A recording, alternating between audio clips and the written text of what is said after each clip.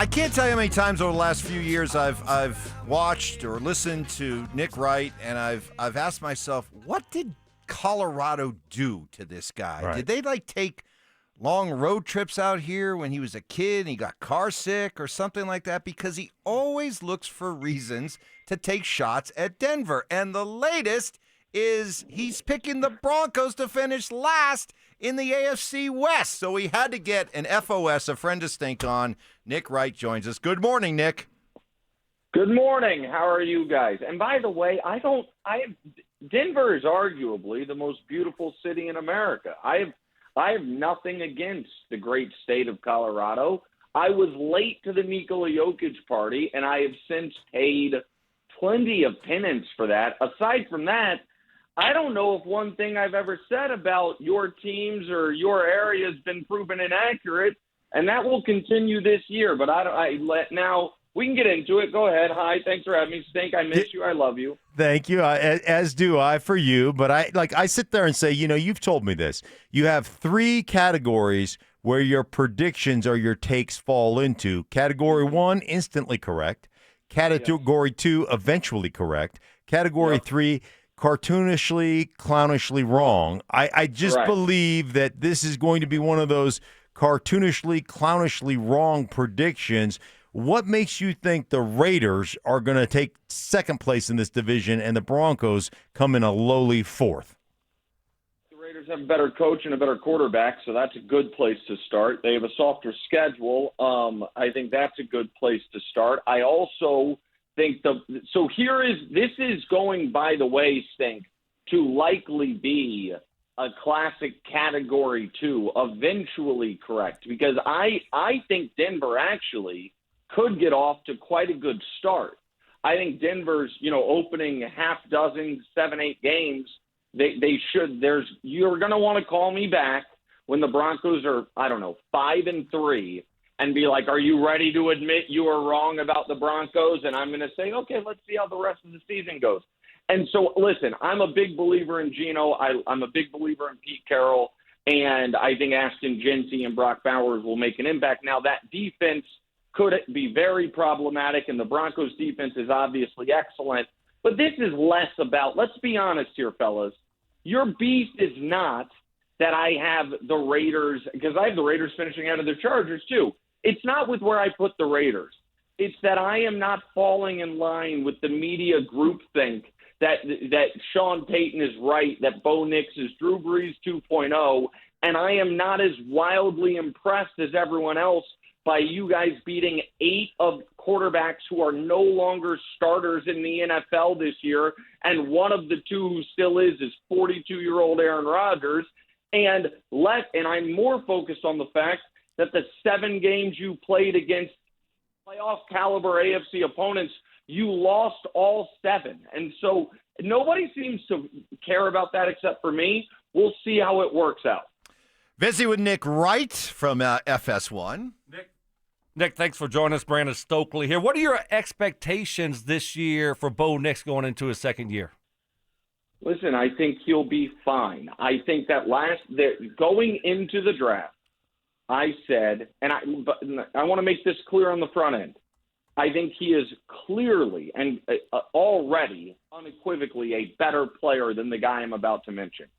But going into the draft, I said he reminded me a lot prospect of Mac Jones, and that was very high floor, low ceiling, maybe the most pro-ready of all of the guys. Now, obviously, Jaden was the most pro-ready, but set that aside. And my issue with those types of players is I think people see them as rookies and assume there's going to be this big year 2 leap, and it doesn't always come. Now, Mac was, an extreme case in that they make the playoffs like you guys in year 1. They play the Bills in the playoffs and get dog walked like you guys in year 1. There's high expectations in year 2, and then they fall apart. But Mac also is a bad player. I don't think Bo Nix is a bad player. But my expectations that he finishes the year like somewhere from the 18th to the 15th best quarterback in football, like the definition of average. And I don't think that you guys have the offensive weapons around him in order to offset that. I think your guys' defense, and you guys know this, should be excellent. I think there's a little too much faith being put into two excellent but seemingly devastated consistently by injury players that you got from San Francisco, and that concerns me. I think that's a fair concern. I love Hufanga. I love Greenlaw, but Greenlaw hasn't been the same guy since he popped his Achilles in the Super Bowl, and Hufanga, after his amazing rookie year, hasn't been able to stay healthy. But Benito's one of the most underrated players in the league. I like your defensive line. There's a lot to like about your guys' team, but somebody's finishing last. And people can get upset at the idea that I say you have the worst quarterback in the division. That's really just a Bo Nix, Geno Smith conversation. I like Geno more than most, so be it. People can get upset about me saying you have the worst coach in the division. Somebody's got to be the worst coach in the division. That, to me, is more about a Harbaugh versus Sean Payton conversation, because I think Pete Carroll is a great, great coach. And so that's it. I don't think you guys are going to be a 5-win team. But I think 7 wins is last place in the AFC West. And when you guys finish the year with Texans, Raiders, Chiefs, Commanders, Raiders, Packers, Jags, Chiefs, Chargers, if I'm right that the Raiders are actually going to be frisky, there's not a soft spot on it there for 2 months. Visit with Nick Wright. Nick, what do you make of the idea that your Chiefs are maybe coming back to the AFC West pack, or the AFC West is closing on them? Yeah, definitely. Over the last 5 years, they've won the division by an average of 4 games. So, yeah, will it be 4 this year? Probably not. But I hear that every year. This is the year. Listen, there is not the only argument for the Chiefs being vulnerable is boredom.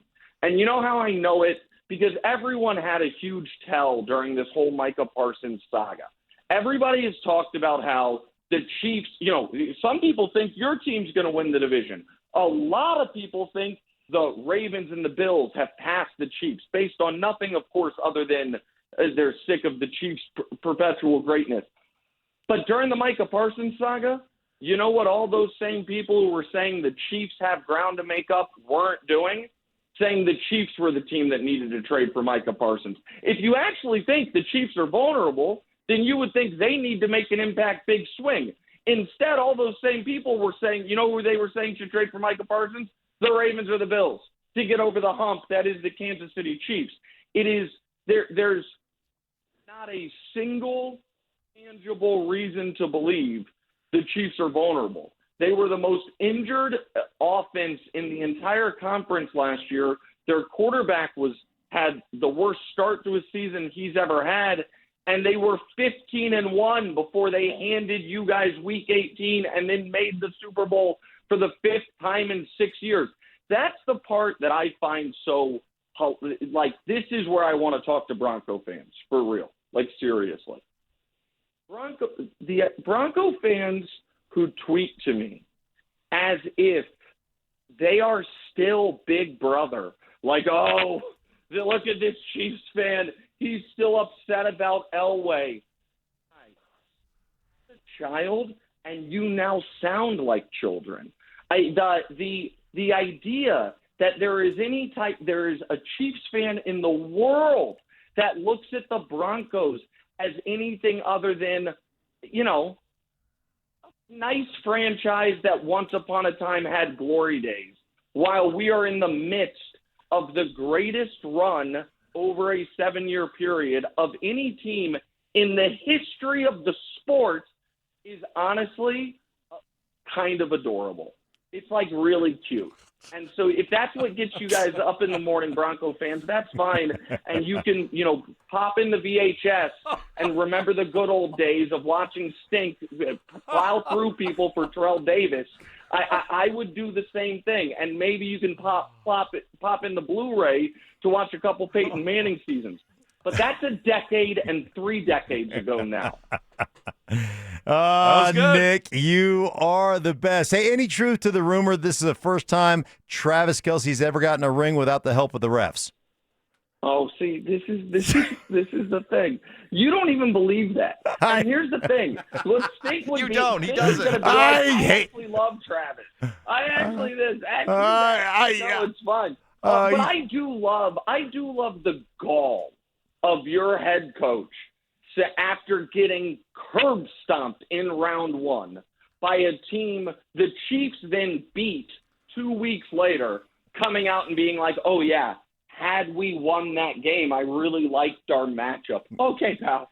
All right, good. Listen, nobody likes hearing the sound of Sean Payton's voice more than Sean Payton. He has told every journalist that's had a pen, pad, or recorder for the last decade, I was going to draft Patrick Mahomes. I really liked him. And if you've seen my fancy proprietary algorithm of completion percentage minus facts, don't steal that from me. The people at Facebook and Meta wanted it. I told them, no, my engineer's been working on it too long. And by the way, I know that I told everyone who would listen that Taysom Hill was the next Steve Young, but I promise the Bo Nix thing's different. I promise. Write that down. Wow. All right, Nick, we appreciate it. Hey, you're not mad at the Broncos. You're mad at your father. We'll talk to you down the road, brother, man. You're the best. All right, there he goes, Nick Wright. Well, I guess, hey, here, really quickly, the positive, the bright side to all this, he said all these things about Nikola Jokic and did admit finally that he was ultimately wrong. Correct. So there is still a chance that we can experience that glorious moment when he comes on this station and says, guys, I was wrong about Sean Payton, Bo Nix, and the Broncos. We can only hope. All right, is it just